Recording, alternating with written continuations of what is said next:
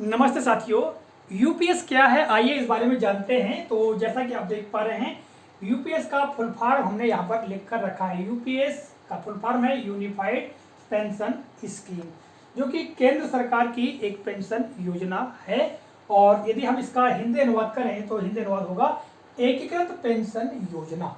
ठीक है, जैसा कि हमें ज्ञात है 2004 के बाद कर्मचारियों के लिए एनपीएस अर्थात नेशनल पेंशन स्कीम लागू की गई थी और कर्मचारियों के बढ़ते विरोध के पश्चात अब जो यहाँ पर आप देख पा रहे हैं यूपीएस की योजना है वो लाई गई है। और इसके तहत क्या क्या प्रावधान है, आइए इसके बारे में जान लेते हैं। तो सबसे पहले हम देखते हैं तो किन्हें मिलेगी।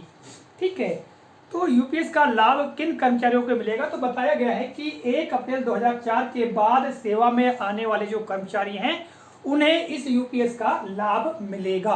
ठीक है, दूसरी बात, कितनी पेंशन मिलेगी। ठीक है, तो कितनी पेंशन मिलेगी इसके बारे में बताया गया है कि जब कर्मचारी का रिटायरमेंट का अंतिम वर्ष होगा और अंतिम वर्ष के 12 महीनों में जितनी वेतन मिलेगी उस वेतन यानी बेसिक वेतन का मूल वेतन का 50% पेंशन के रूप में प्राप्त होगा, ऐसा बताया गया है। और तीसरा है कब से लागू होगी। तो यह पेंशन स्कीम कब से लागू होने जा रही है, तो इसके बारे में बताया गया है कि 1 अप्रैल 2025 से यूपीएस लागू होगी। और आगे हम बात करें कब से रिटायर होने वालों को मिलेगी, तो इसमें बताया गया है कि 2004 के पश्चात जो एनपीएस की पात्रता रखते थे वो इसका लाभ ले सकते हैं, ऐसा बताया गया है।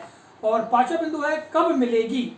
ठीक है, तो या हम ये कह सकते हैं कि इसके लिए पात्रता कब होगी।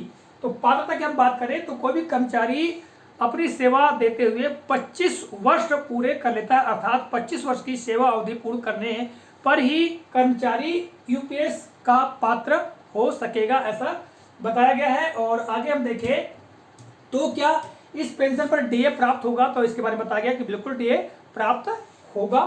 ठीक है, और आगे हम बात करें एक मुश्त राशि, तो एक मुश्त राशि के अंतर्गत ग्रेजुएटी के अलावा रिटायरमेंट पर एक मुश्त राशि भी मिलेगी, ऐसा बताया गया है।